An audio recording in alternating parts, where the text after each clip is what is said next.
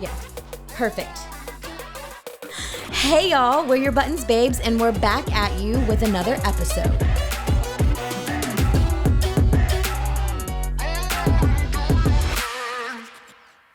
Sorry, I was waiting for a burp to come out. I'm Alyssa Vasquez. I love you so much, y'all. And I'm Alyssa Brayboy. Yes, like we said, back with another episode. And if this is your first time joining us, our content, like little trigger warning, can sometimes be triggering, but we have all agreed that we're here, we're in a safe space, we are assuming and agreeing that we're here to learn, grow together, and so sometimes things get a little charged and a little activated, but yeah. Take everything we say with a grain of salt. And maybe don't take it personally. Right, that part too. Or do. Yeah. I don't know. Yes, okay. So also, we start with a push to start, something that pushed our buttons this week, whether it's good, bad, indifferent. And I'm gonna let you take it from here where I take a sip because yep. Mm-hmm. Okay, so I kind of have like a good and a bad push to start this week. So I'm gonna start with a good. Okay. I was home for a few days recently and had some great time with family, and it was a really nice time to like connect and like remember like getting outside of like my like little bubble. Just to like get out and like realize like how obnoxious we are really here in LA sometimes, but like just to be somewhere and like chill.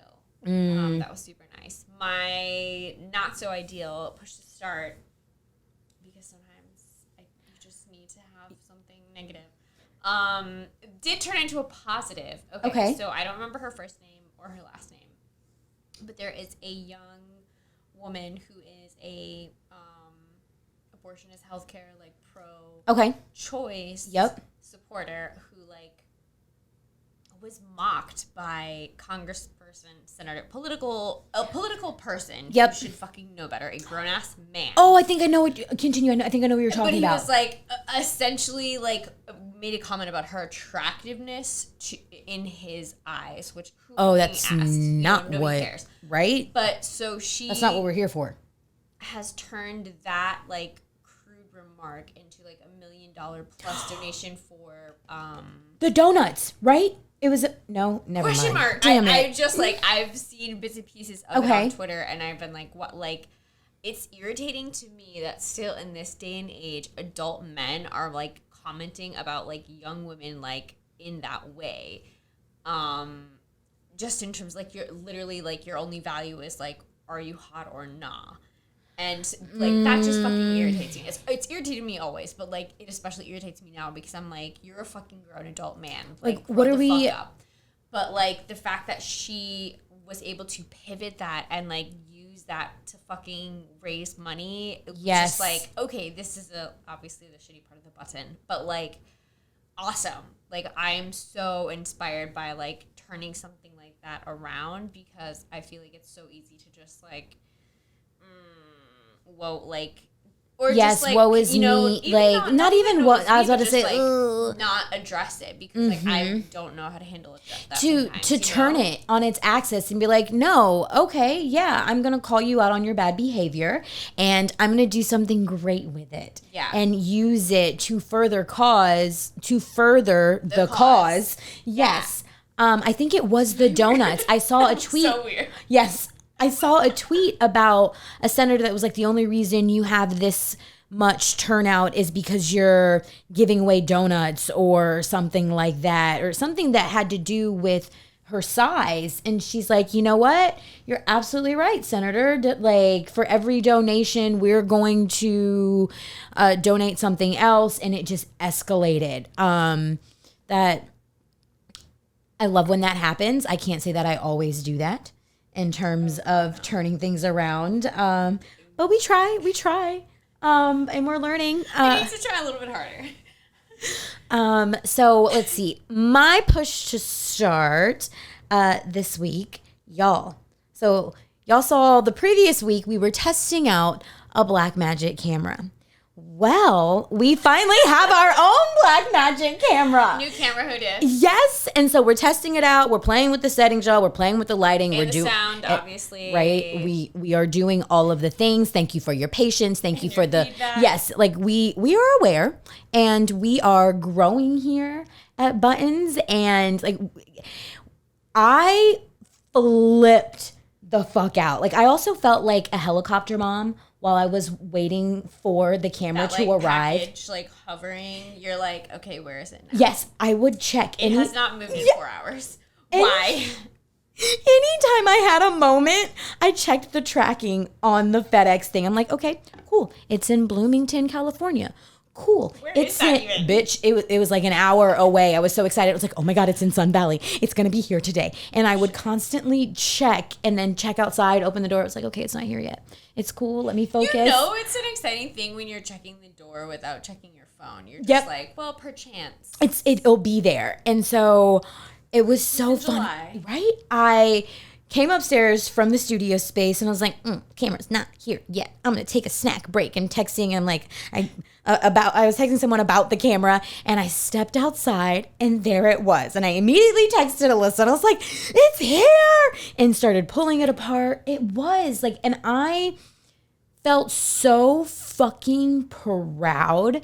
And I know it's our first piece of big equipment, and But it's small. yes, and it's a big investment for us. Now there's content that we can shoot without needing, a camera, or I'm learning. We are gonna need a cinematographer, but like I'm learning these things and being able to have that independence, and it just made me feel so good based off of certain situations that I have been in and had to, but like collaborate with others. And it wasn't always bad, but like just knowing like we can do this on our own. always bad. Right? No, like I've learned so many things from the people in which we've collaborated with. Super grateful for the content that we created, but it feels different when it's yours, when it's your equipment.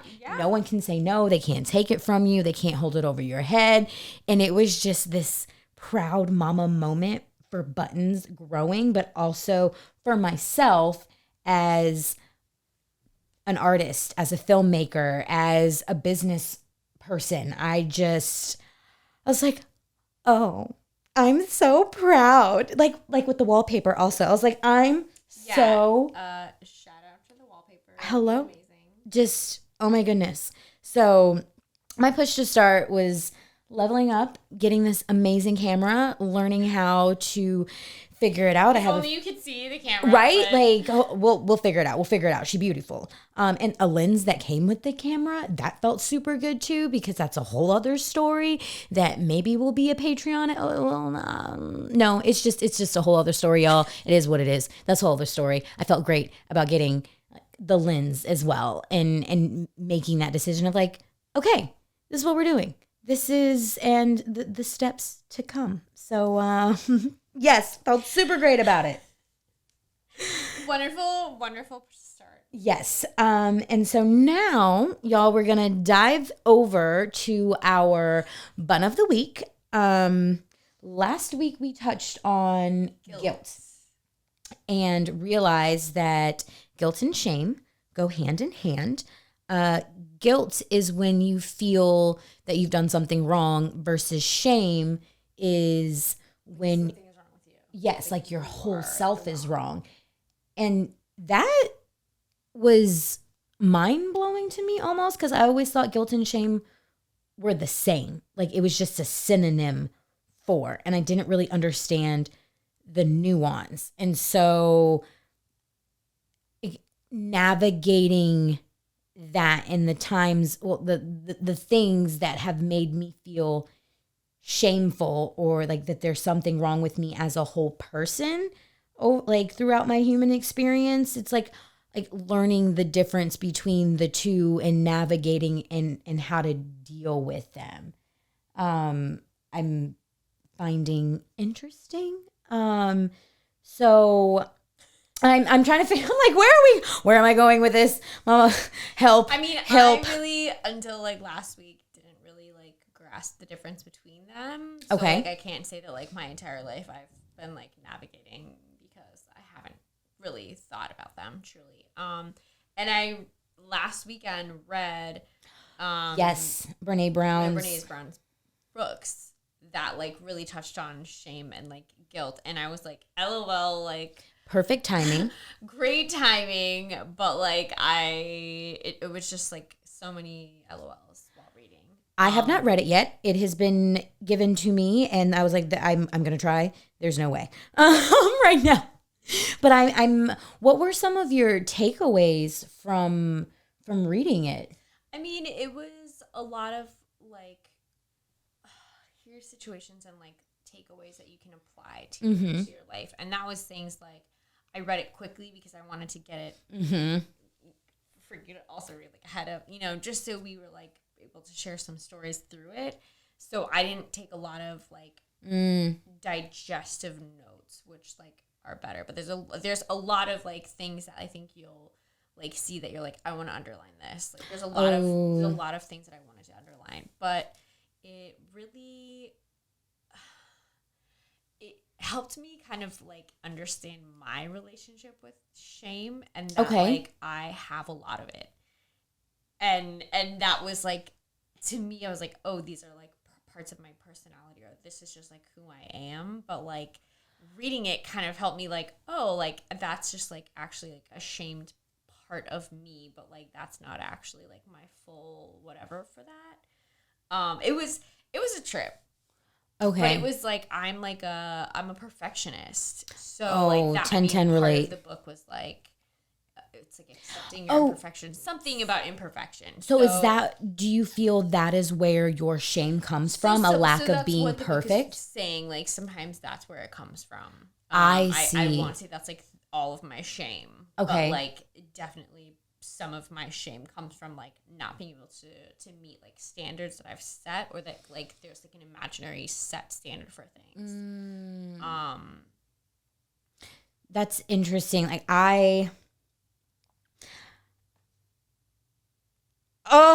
it makes me really uncomfortable. Like, I didn't think I would be sharing this motherfucking story. And I mean, okay, we're here, whatever. So, because we did guilt last week, and I've been able to sift through and be like, oh, these are the things that I have felt guilty for over the course of my life. And I was trying to think of some of the things that have made me feel shameful. And so we have been watching How to Build a Sex Room. Amazing show, 10-10, recommend, go check it out. And there was an episode with a couple, Brody Danger and Betty or Brett, no, Betty something, I can't, and question mark. Yes, yeah, sorry, they were great. And so they were talking about their relationships experiences in terms of being, Brody sees themselves as queer, and Betty, I believe her name was talking about how she had, in relationships, only ever been with cis men. And, like, because that's what she thought she had to do, and that's what she wanted, and that was the, like, societal norm. And it was fine. It was great. Like, she's into the kink space, and there are certain, and she had this realization that something was missing for her. And not even just in kink, but in, like, her relationships. And Brody was the first, and I do believe that they go by, they are they, them. I'm not sure if, I don't know if they're I actually don't know if they're non-binary or gender fluid. Because I'm y'all correct me if I'm wrong. I think that they, them covers both in terms of, like, your pronouns are. I have no idea. And so, and she described this click in her, and I could see her get so emotional, like in a happy but sad way of, like, discovering that there was something in her that she let go of, that shame of who she actually was and is and the things that she wants and wants to explore in her life and relationships, but also sexually. And something in me just like was guttural. I was sitting on the couch and I was like, I don't like it here. I don't like it here. Were you watching by yourself or were you watching with someone? I was watching with someone. Okay, I mean, just in the sense of like when we've been a couple times when we've watched that show, I like am like, wow, I like am going to another level with myself here, and I'm like, I hope I'm not talking out loud. Like, you know how sometimes you like say things out loud and then you're like, oh, okay, I just said that. So that's I was like, oh shit, were you watching it with someone? No, I kept it to myself, but I could feel. I know my body language was palpable. Yeah. Like in terms, I was like. Oh, I was like, Alyssa, don't cry, don't cry, don't cry. There was something in me that I was like, fuck, I relate. And this is something that I know I'm going to need to talk about in therapy because there was something in me that felt so shameful in that moment, but also related to, I was like, I've been in semi-relationships with women and have slept with women, but like, yeah, like it's been real complicated, y'all. But all of my like long-term monogamous relationships have been with men. And something in me was like, well, we'll explore it when you're ready. We'll explore it when you're ready. You're ready. And I mean, that's fair to tell yourself. And felt icky but seen at the same time. It was I was like, oh, I was like, question mark. Is that shame?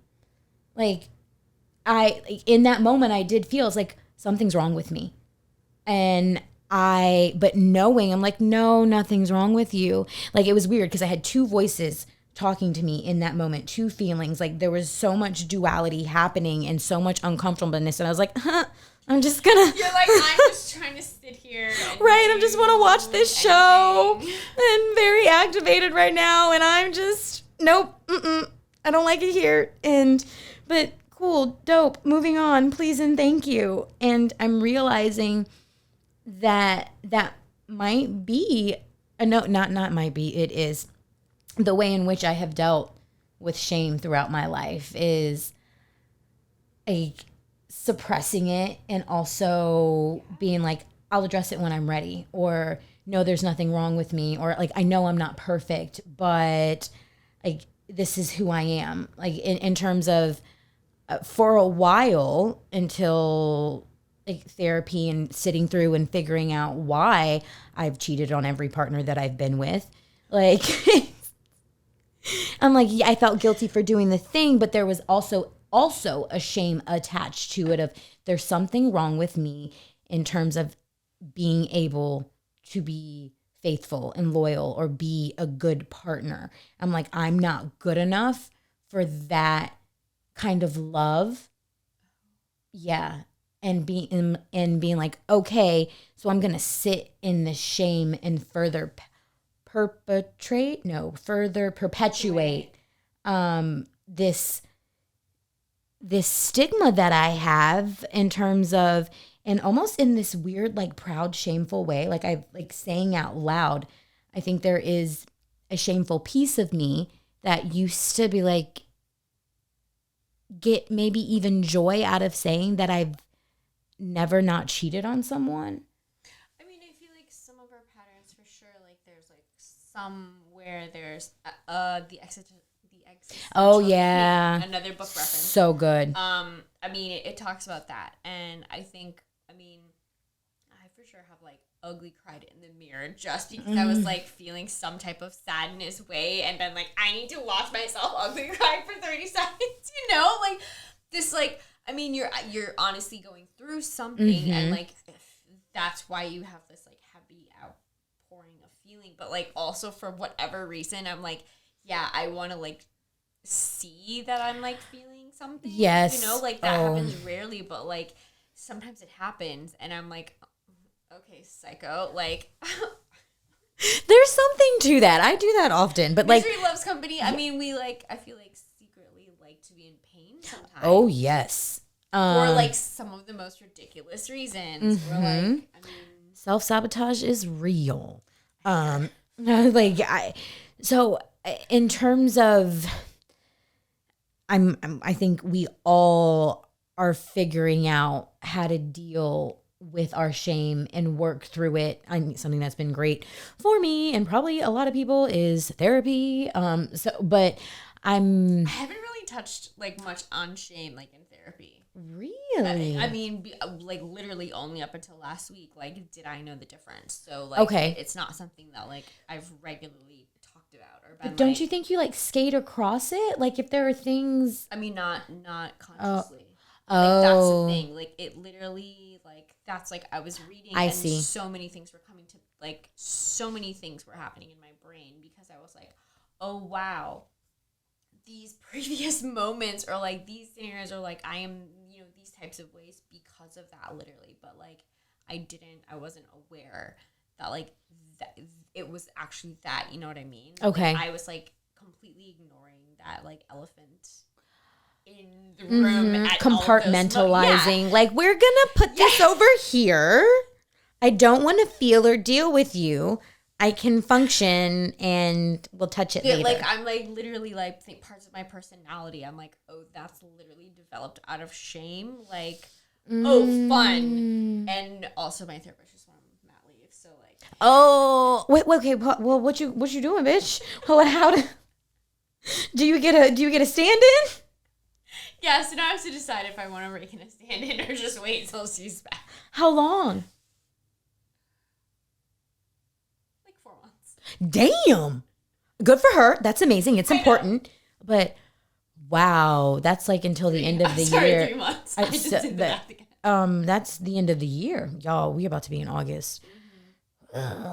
Anyway, that but like, yeah, so that's like, I mean, I feel like it's a small amount of instances that I've been aware of like my shame. Those for sure have either been like, yeah, push it down and like don't deal with it, or like I'm gonna like figure out how to deal with this. And like some of them have like then brought in the guilt of like, why am I ashamed if this is who I am? Those kinds of things.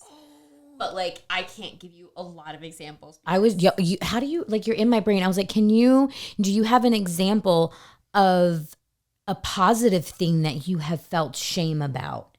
Like that you have twisted. I feel kind of like more recently I've set boundaries for a few things that like I have felt like, oh, I should maybe verbally go back on them, but I didn't.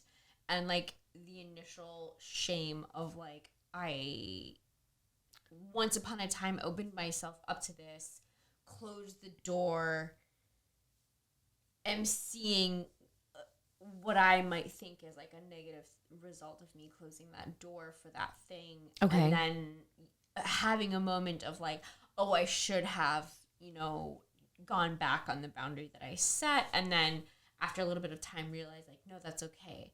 Like the boundary was accepted by that person. Right. Or like, whatever. And nothing bad resulted from it. So like then I felt a little like, oh, like I need to, not backtrack myself.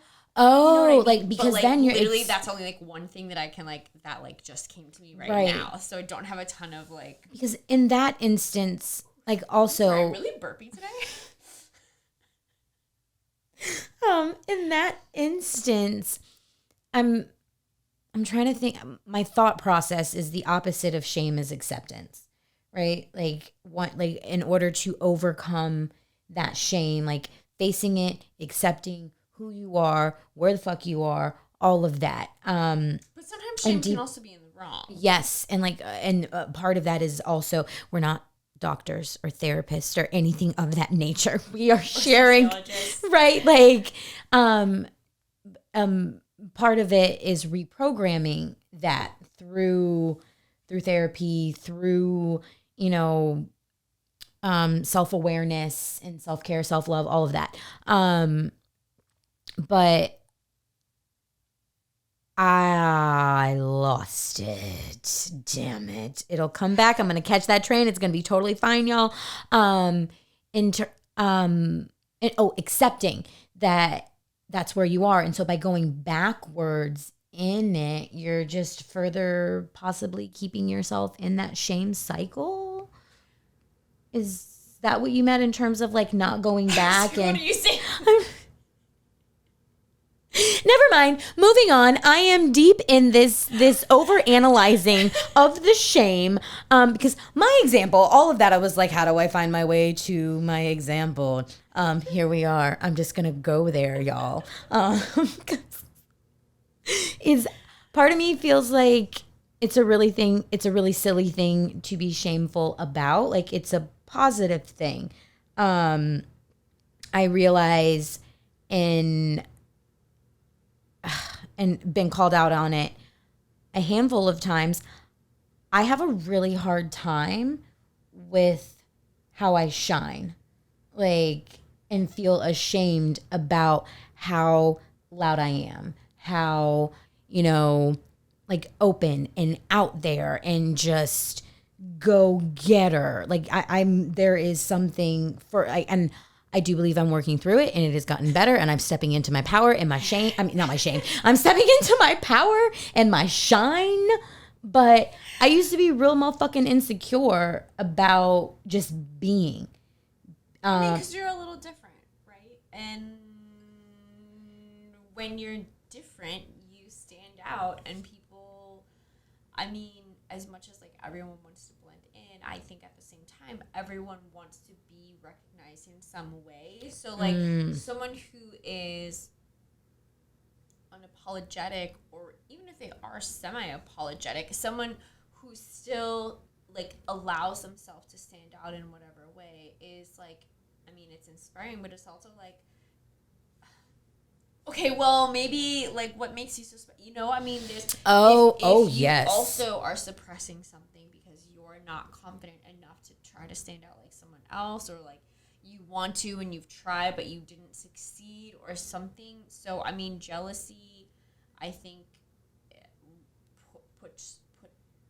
allows for someone to shame someone else. Yes, you know I was about to say like that mirrored insecurity in someone else, like, and again, I'm not a doctor, but right, yeah. We talking about the things and the buttons and the pushing of the feelings, but that mirrored insecurity like put shame on the other person, like shaming them for being who they are, because that other person is dealing with some amount of shame and is not okay with who they are, and it's a reflection of themselves in that person of like, oh, I want to be that, and who does she think she is? You are. Yes. Like if you're comfortable being loud in spaces that like people are normally like for whatever reason feel that they need to be hushed, and you're like, oh, I'm not, you know, then yeah, it's like, wait, are we allowed to not, you know? I mean, right. That's people who don't know. I mean, like I think we were talking earlier this week, and someone had gone against the grain within my company. Oh, yes. And I at first was a little miffed, like, why can't you just toe the line, go with the flow? And then I was like, wait, you know, okay, you are standing out here, and like that's making a difference. So like, okay, yes, rather than the tired, I can be obnoxious, or like I can just like, you know, to myself, right. Like I can learn from this and utilize that moving forward. I mean, you know, like that kind of thing. So people will be people, and they will shame you if they're jealous of you, if you let them. Like, they're silly story, super like story. Because I've also like, I think I'm overcorrecting in some spaces now that I'm in therapy and like creating boundaries and like using my voice. And I'm trying to check myself appropriately in terms of like, am I overcompensating? Like when, like on 2 occasions, working out, I love my Habibi fam.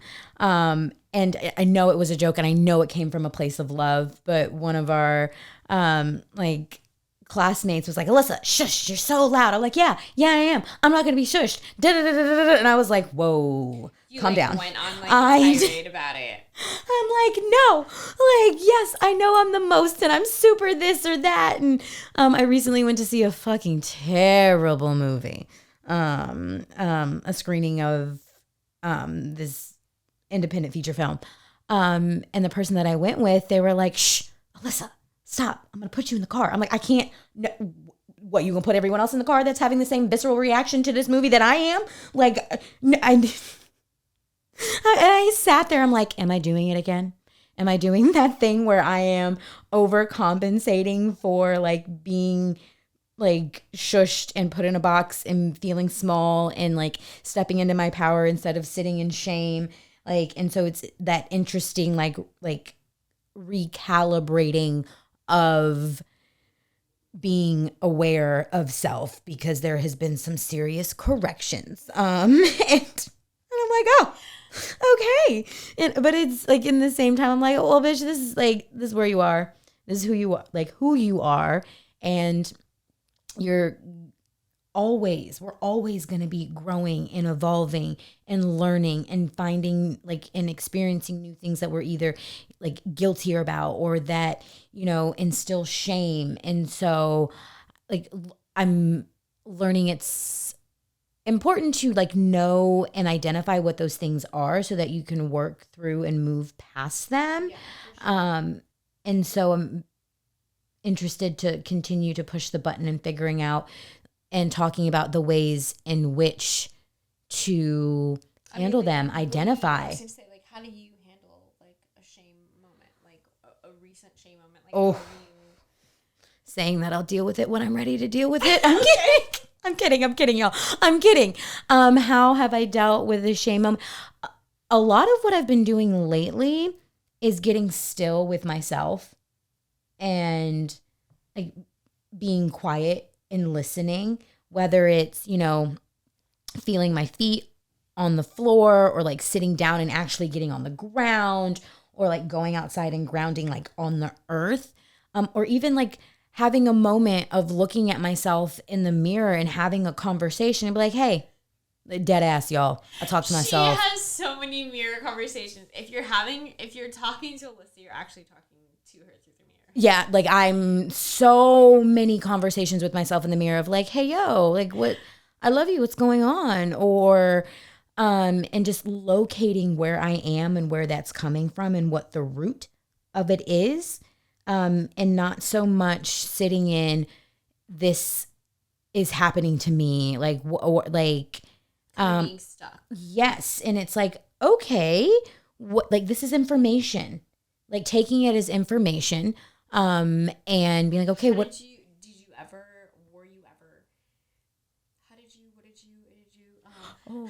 were you ever in situations where like you weren't able to be unstuck, or like how did you get to the point where you could be unstuck, or have you always, to your recollection of like being shamed or like finding yourself ashamed, ashamed, like, yeah, have you always been able to like pivot away from sitting in the shame puddle, or like when did you yes that's like as soon as you asked me, it was, I didn't realize that I was doing that or that I could do that.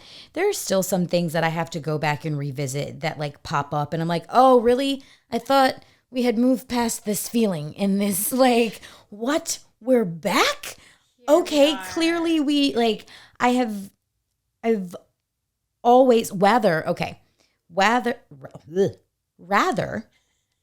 I have compartmentalized that shame and moved past it and be like, look, like we're going to deal with it when we're ready to deal with it. This is where you are. But I can't handle this right now. And I have things to do, or I'm not in the space to move past it. That has been a way that I have dealt with by not dealing with shame.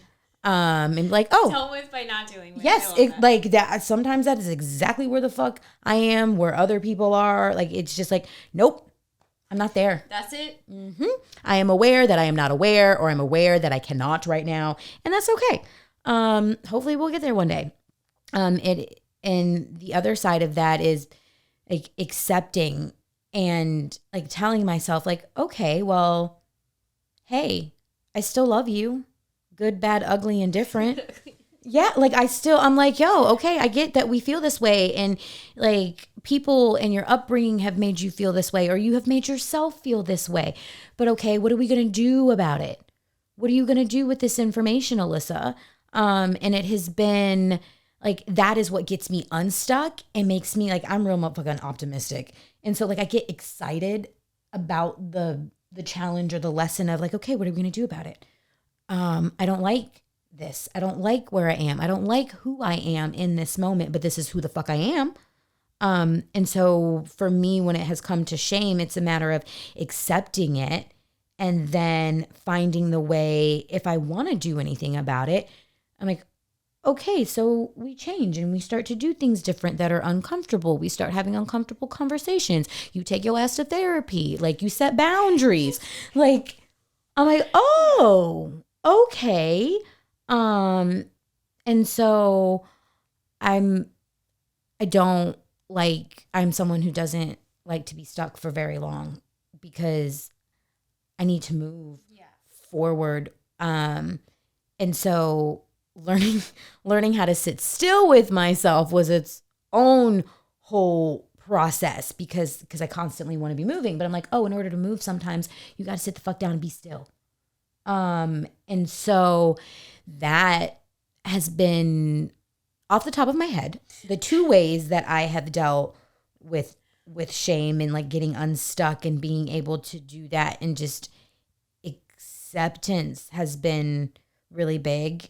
And I don't think that came along for me, like truly understanding that, until yoga like came into my life. Yeah. So much of like things that I didn't even realize that helped save my life, helped like me move through things by my practice. Like, oh, like yoga is actually the fake yoga. Like, yoga is how you show up and what you do and apply those things off of the mat.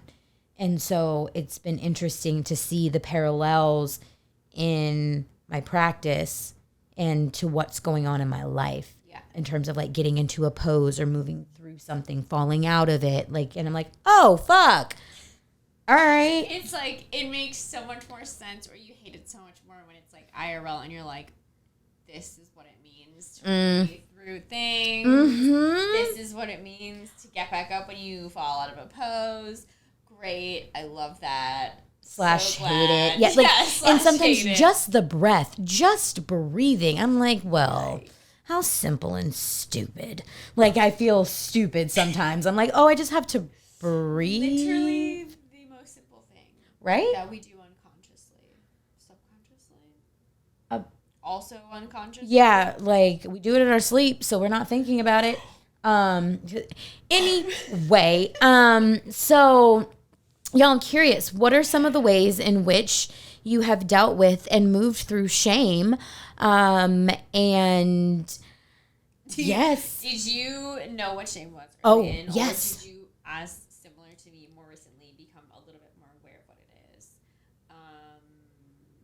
Yeah. When did you first become aware of shame, I guess? That's a great question, because as I've gotten older, there's a lot of things that I knew I didn't know, or that I'm realizing now. I'm like, oh my God, to be an adult and to be a human and just like, weird. Yes. And like self-awareness, or even just awareness of the way in which you move in the world is a whole other like meta. Is it meta?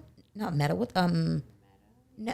Meta fucking conversation. And I'm like, oh God, sometimes just so analytical and just over analyzing. But like, still, I find valuable and entertaining and enlightening, and just there's some wisdom that's happening, y'all, and some gray hairs. So yeah, like with wisdom. Okay, nope, never mind.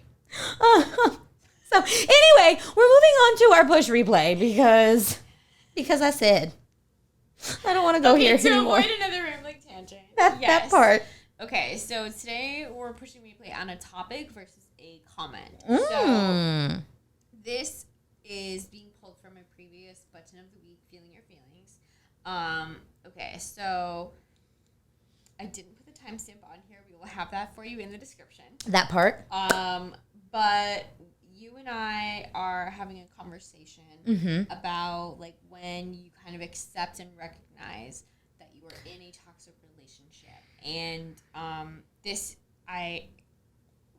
is a tangent that I'm going off on.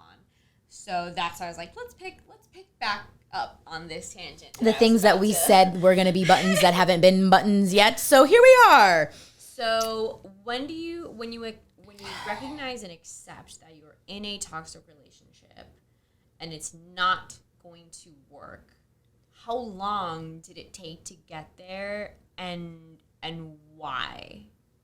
And I can speak for myself here. I'm gonna need you to do that first. So, the previous toxic relationship that sparked this the most for me, I think, like, looking back and like as I was reflecting when I accepted, oh, I'm in this situation, and how did I get here? You're like, I was like, wow, I've actually been here for longer than that you'd like to admit. Yeah. And it was kind of like at some point when things, for me, like I recognized like, oh, this feeling actually was this toxic relationship, not just like whatever. Not a feeling. Oh. Yeah, it was like a numbness or just like a complacency that kind of happened. And like I wasn't in a relationship with a person anymore. I was in like a relationship with being right. Or, damn. Or like calling out on things or on like trying to prove something to someone. You were in a relationship with an idea. Yeah, absolutely. And I like when I came to the realization of like this is not gonna, like, this is no longer what it was, like what it started out to be, what like we wanted it to be, then it was really easy to also kind of see that person and like both kind of look at each other and be like, oh yeah, this is no good. This is no good. And it was like, I mean, there had to be like a straw that broke the camel's back for us to both, like have that conversation of like, yeah, this is a no, like this is not going well for us. And then after we were able to have that conversation, it almost got better for like a hot minute, just in terms of like, we were both like, okay, cool, like this is we can work now. past like, it. We can be, not that we can work past it, but like we can openly talk about this. Okay. And be on similar playing fields about it versus like in denial or like just not wanting to talk about it. And then we were able to like, not business as usual, but like proceed through things to get to the like, yeah, okay, well, we're clearly breaking up. So like, let's, pick up and move forward from here. That sounds like a very adult way of dealing with toxicity in a relationship. And it is, I'm so happy for you. Like that, I'm like, oh wow. Like in the, it was, there were moments, childish moments. Yes. And it's like, we're not going to talk about this. To me, that is fascinating to hear how someone else has dealt with like, oh, I'm in this, or like, we're in this. What do we do? Because same, but different. I realized it was always too late once I realized I was in a toxic relationship. Like it usually is. Yes, but like it was always the last blow, like the last like straw that like there was always that thought, but you didn't want to admit. Like, it's like when someone cheats on you, like in the back of your head when it's happening to you, and like that but like you also don't come out and say it yet, or you don't. Because you yourself are not ready to admit that and go there and feel those things. Because you're like, nope, it's safe over here. It's comfortable right here. I don't want to deal with this. But in every case for me, it was the last blow. In my last relationship, they had said a few things out of their mouth that just could not be taken back. And I knew. And I was like, oh, we're done. We're done. And then in that moment, I went back to all of the other times that things had come out of this person's mouth. And I was like, okay, this is information. What are we going to do? Download. We're not, yes, I'm like, it's like, you knew. I'm like, yes, I fucking knew. Give me a second. We're dealing with this right here, right now. And I think there might have been a piece of me that, I mean, I most definitely allowed the behavior. And so, like, maybe because I myself couldn't take myself out of that toxic situation because I had yet to establish boundaries and a certain like level of self-worth, that I had to stay in it until I received a blow that was fatal.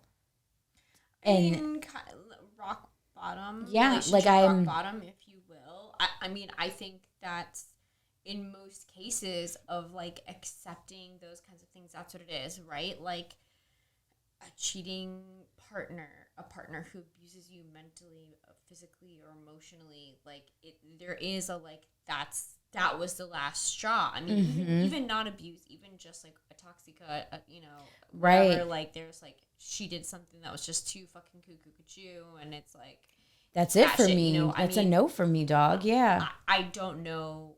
I can't think of any examples personally, but like I also don't know anyone who was like, oh yeah, like it was okay, but it was toxic. You know what I mean? Like Right. there is like a point that you're like, no, I could put up with a lot of shit, But and I think we this all isn't- can for yeah. love, or I mean for comfort, for like we just aren't aware of other options. For like, well, this was supposed to be my option. This was my Right, plan. I mean, that was or for me. Like this was plan. it. It We was had you. The 5-year plan. We had the 10-year plan. Like, you know, everything we had mapped out, and I had to imagine this like what it was going to be instead of what it actually is. That is a lot of it for me in terms of like what it looks like or what it's supposed to be or the potential of it. I fall in love with potential a lot. Can be really seducing. And it was interesting because with that one there was also like a layer of shame of like, oh, I have to stay in this because I did this. Like if they can stay with me through X, Y, and Z, then I should be able to stay through. And I'm like, oh, wait a minute. But No. It's not a quid pro quo. Exactly. And Which so is like hard to like, not hard. It's an interesting thing to grasp, I think. Like in friendships, like we put up with like X amount. With family, we put up with like, I mean, the layer is even higher. With your partner, there is even more of that, like we'll put up with whatever, like for what is it, for better or for worse, like love, cherish, obey, blah blah blah blah blah, like till death do us part, like all of those things. And it's like, I mean, yeah, like especially with family, being that you love your family, making that assumption. Like a partner who is supposed to be like your family, you're also like, right? Yeah, I'm gonna put up with. It's gonna be you. Like you have made that commitment to that person because love is a fucking choice. That'll be a whole other ass fucking button. I just realized that is a big ass tangent. Yes, love can be or is a choice in terms of like, but at what point? Never mind, y'all. Because I'm just realizing, like, nope, we can't go here. We can't go here. We can't go here right now. In terms of like what you put up with, like for love. But there are certain things that are toxic and damaging. So many factors. I mean, I know myself that there are certain things that, like, to me are like red flags that are like, no, that I won't put up with that other people put up with. Yeah, those are your boundaries. In the same breath, there are things that other people won't put up with that I'm like, doesn't even faze me. Yeah, it's not even on my radar. But like also things that I'm like, yeah, like I'm aware of that, but like I will also put up with that for whatever. You know what I mean? Like there's layers to that. There are certain things that I'm realizing right now, like in just dating myself and like learning and like really sitting in like me. But and also like the toe that I have dipped in and out of dating. I'm like, oh, I can't do that. I don't want this. This is a no for me, dog. Like it's becoming real motherfucking quick too. I'm like, actually. But that's what dating is, right? Like it's learning, like I can put up with this. I won't even go near that. Like I thought I could with this, but like no. I mean, that's to me, I guess. No, that's yes. Like the best part of dating is learning what you want and what you don't want. It's gathering information. And bitch, the download is real lately. I'm like, oh my God. I'm like, okay. And then sometimes I'm like, Alyssa, are you being... Nope, no, I'm not. I know what I want. I want all of it. I deserve fucking all of it. And that is that. And with that being said, that is that for this week, because I just realized we were about to start a whole other motherfucking button on y'all. So till next time. Yes, do not forget to like, comment, subscribe, sign up for Patreon, follow everywhere, share, comment. That part. Have grace and patience with us as we figure out all of the technical things, but like, because this is what they came for. It's amazing. Greener grade. The eye trick. But yeah, I'm proud of us. I'm excited. We appreciate y'all, and we will catch you next time. Bye.